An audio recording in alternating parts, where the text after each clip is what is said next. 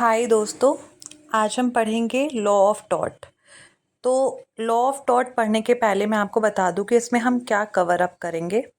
तो इसमें हम definition, objective, essential features, wrongful acts और इनके दो मैग्जिम्स।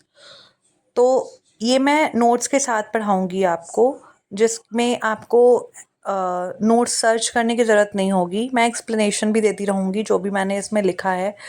अगर आपको वीडियो पसंद आए तो शेयर और सब्सक्राइब ज़रूर करें। और अगर आपको लगे कि आपको किसी टॉपिक पे एक्सप्लेनेशन चाहिए तो प्लीज़ मुझे कमेंट बॉक्स में ज़रूर बता दें। तो आइए शुरू करते हैं इंट्रोडक्शन के साथ। इसमें ये कहा गया है कि जो वर्ड टॉट है वो फ्रेंच से आया है और इसका मतलब रॉन्ग होता है। रोमानियन लॉ में इसी के जैसा एक टर्म डेलिक्ट यूज़ होता है। ये term medieval Latin word Tatum से आया है, जिसका मतलब रॉन्ग या इंजरी होता है। और ये ओल्ड लैटिन वर्ड टॉर्क्योर से निकला है, जिसका मतलब टू ट्विस्ट होता है। एक टॉर्ट तब होता है जब ड्यूटी ब्रीच होती है और इससे सिविल रॉन्ग बनता है।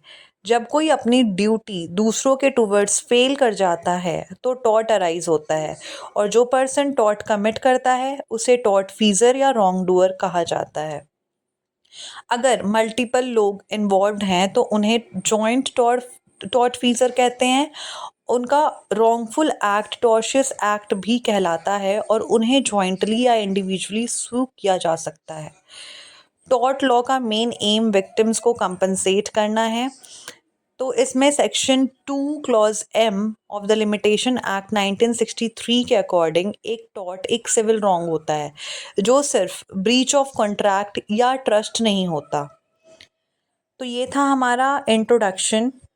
अब हम पढ़ेंगे डेफिनेशंस के बारे में बाय वेरियस थिंकर्स। इसमें जॉन सैलमंड के अकॉर्डिंग टॉर्ट एक सिविल रॉन्ग है जिसमें अनलिक्विडेटेड डैमेजेस, ऐसे डैमेज जिनका कोई फिक्स्ड अमाउंट नहीं होता, रेमेडी के रूप में होती है। और ये सिर्फ ब्रीच ऑफ कॉन्ट्रैक्ट, ट्रस्ट या फेयर ऑब्लिगेशंस नहीं होता। वैसे ही रिचर्ड डीन वेनफील्ड कहते हैं कि टॉर्शियस लायबिलिटी तब अराइज होती है जब लॉ द्वारा सेट की गई ड्यूटी का ब्रीच होता है जो लोगों के टुवर्ड्स होती है। इस ब्रीच को अनलिक्विडेटेड डैमेज के क्लेम से एड्रेस किया जा सकता है। वहीं फ्रॉजर के अकॉर्डिंग टॉर्ट एक प्राइवेट इंडिविजुअल के राइट का वायलेशन होता है जिससे इंजर्ड पार्टी को कंपनसेशन का राइट मिलता है। तो अब हम पढ़ेंगे objectives of a tort. Objective का मतलब क्या है कि हमारा पर्पस क्या है इस टॉर्ट को पढ़ने का, इस सब्जेक्ट को पढ़ने का पर्पस क्या है। तो इस इसका ऑब्जेक्टिव है कि डिस्प्यूट में इन्वॉल्व्ड पार्टीज़ के राइट्स को डिटरमाइन करने के लिए, फर्दर हार्म को रोकने या प्रिवेंट करने के लिए इंजंक्शन ऑर्डर इशू करना, लॉ द्वारा रिकॉग्नाइज किया गया इंडिविजुअल राइट्स को प्रोटेक्ट करना, जैसे एक व्यक्ति की रेपुटेशन। अगर प्रॉपर्टी को गलत तरीके से उसके राइटफुल ओनर से लिया गया है तो उस प्रॉपर्टी को वापस राइटफुल ओनर को रिटर्न करना। अब हम देखते हैं इनका एसेंशियल एलिमेंट क्या है।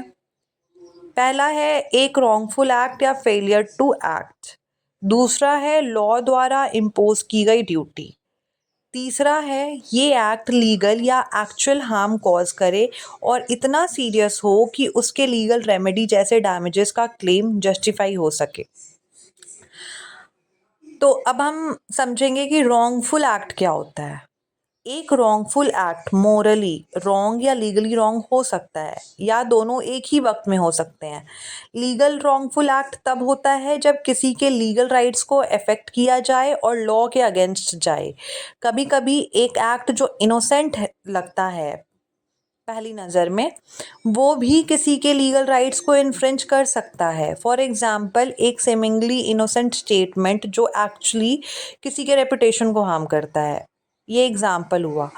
वैसे टॉर्ट की लायबिलिटी तब होती है जब रॉन्गफुल एक्ट किसी के लीगल प्राइवेट राइट को वायलेट करता है या किसी लीगल ड्यूटी को ब्रीच करता है। जैसे अगर किसी को वोट करने से रोका जाए इवन अगर उनका प्रेफर्ड कैंडिडेट जीत भी जाए फिर भी उनका वोट का राइट वायलेट हुआ है। अगर किसी को फोर्स करके उनकी रिलीजियस बिलीव्स के अगेंस्ट खाना खिलाया जाए तो ये लीगल रॉन्ग है उस पर्सन के पार्ट पे जो फोर्स कर रहा है। तो इसको समझे कि अगर कुछ लीगल राइट्स वायलेट किया जा रहा है और भले वो हुआ हो ना हुआ हो, बट अगर ट्राई भी किया गया है तो वो एक रॉन्गफुल एक्ट है। अब हम देखते हैं इनका जो फैक्चुअल सिग्निफिकेंस है लीगल डैमेज का, वो दो मैक्सिम्स के थ्रू दिखाया गया है। पहला इंजूरिया सिन डैमनो एंड दूसरा डैमनम सिन इंजूरिया। तो इसमें इंजूरिया सिन डैमनो का मतलब है इंजरी विदाउट एक्चुअल डैमेज। ये एक तरह का नुकसान टॉर्ट लॉ के अंतर्गत कोर्ट में लाना संभव है जब कोई व्यक्ति किसी तरह के लीगल नुकसान का सामना करता है, जैसे उनके अधिकार का उल्लंघन करना, चाहे उन्हें कोई भी प्रत्यक्ष नुकसान ना हो। तो मूल रूप से ये किसी व्यक्ति के एब्सोल्यूट प्राइवेट राइट का उल्लंघन होता है बिना किसी असल नुकसान के। मतलब डैमेज नहीं हो रहा है बट राइट का वो हो रहा है, राइट का उल्लंघन हो रहा है एक टाइप से। ठीक है, अगर हम इसके एग्जाम्पल का बात करें तो लैंडमार्क केस है एशबाई वर्सेस वाइट 1703 में। इसमें मिस्टर एशबाई को कांस्टेबल मिस्टर वाइट द्वारा गलत तरीके से मतदान करने से रोका गया था, वोट देने से रोका गया था। ये सिद्धांत पुराने लीगल मैगजिम यूबी जुस ईबी रिमेडियम में मूलित है, जो कि जब एक अधिकार है तो वहाँ पर उपाय भी होगा, इसका मतलब ये होता है। ठीक है, तो डैमनम साइन इंजूरिया का मतलब है, अभी हमने समझ लिया कि इंजूरिया साइन डैमनो का मतलब क्या है। अब हम समझेंगे डैमनम साइन इंजूरिया का मतलब क्या होता है। इसका मतलब है कि डैमेज विदाउट इंजरी ये तब होता है जब एक पार्टी असल नुकसान का सामना करता है, जो कि कभी कभी शारीरिक भी हो सकता है लेकिन उसके किसी भी लीगल अधिकार का उल्लंघन नहीं होता। मतलब फिजिकल हार्म हुआ है बट ऐसा कुछ लीगल अधिकार नहीं लिया गया उससे। फिर है कि उस समय प्रत्यक्ष नुकसान का सामना करता है जब किसी पार्टी को महत्वपूर्ण नुकसान होता है लेकिन उसके किसी भी लीगल अधिकार का उल्लंघन नहीं हुआ। ऐसे में व्यक्ति का कानूनी कार्यवाही नहीं लिया जा सकता क्योंकि किसी भी लीगल अधिकार का उल्लंघन नहीं हुआ है। तो लीगल नुकसान होना ज़रूरी है। ठीक है, अब हम इसका डिफरेंस पढ़ लेते हैं तो ज़्यादा क्लियर हो जाएगा। जैसे कि पहला बात करें तो एक तरफ इंजीरिया सिन डैमनो के केस में प्लेंटिफ को कोई भी फिजिकल नुकसान या असल नुकसान नहीं होता, जबकि डैमनम साइन इंजीरिया के केस में प्लेंटिफ को असल नुकसान होता है।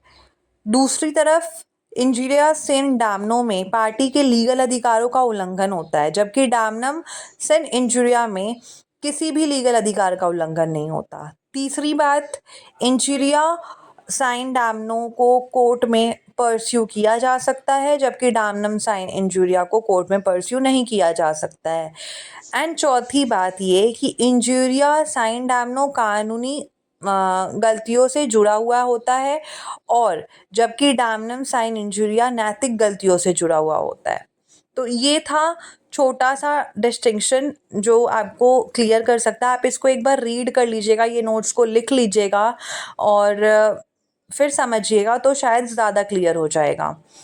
अब कंक्लूजन, इसमें ऊपर की बातों से साफ हो जाता है कि एक टॉर्ट एक सिविल रॉन्ग होता है जब कोई व्यक्ति किसी और का लीगल राइट को तोड़ता है। मानसिक इरादा का महत्व टॉर्ट के प्रकार पर निर्भर करता है। कुछ टॉर्ट्स जैसे कि बैटरी इच्छा से किए गए कार्यों से जुड़ा हो सकता है, जबकि दूसरे तरफ देखें तो जैसे कि नेग्लिजेंस गलती से हो सकते हैं। लेकिन कई लोग अपने अधिकारों के बारे में अभी भी अनजान हैं, जिसका मूल कारण है कि लोगों के बीच जागरूकता की कमी है और इसका उपरांत टॉर्ट लॉ को अभी तक किसी कोड में नहीं रखा गया है और ये इंग्लिश कॉमन लॉ से लिया गया है, जो कि कभी कभी भारतीय परिस्थितियों के साथ बिल्कुल नहीं मिलता। हालांकि हाल में इसे भारतीय परिस्थितियों में भी लागू किया गया है। तो ये था कुछ नोट्स के साथ टॉर्ट। आगे मैं और भी वीडियोस डालूंगी। अभी मैंने इसमें काम करना चालू किया है, तो आप टेंशन मत लीजिए, चीज़ें और बेहतर करने की कोशिश करूँगी। बट अगर आपको कुछ भी लगे कि मैं इसमें कुछ ठीक कर सकती हूँ या फिर कुछ और टॉपिक्स लाना है या फिर आपके कुछ टॉपिक्स हैं जो पढ़ाने रहते हैं, तो आप प्लीज़ मुझे कमेंट बॉक्स में बताइएगा, जिससे कि मैं अपने वीडियोस पे और सुधार कर सकूँ। तो आज के लिए बस इतना ही, आगे मैं और भी वीडियोस अपलोड करूँगी। तो धन्यवाद, और प्लीज़ सब्सक्राइब और लाइक करना ना भूलें। Thank you.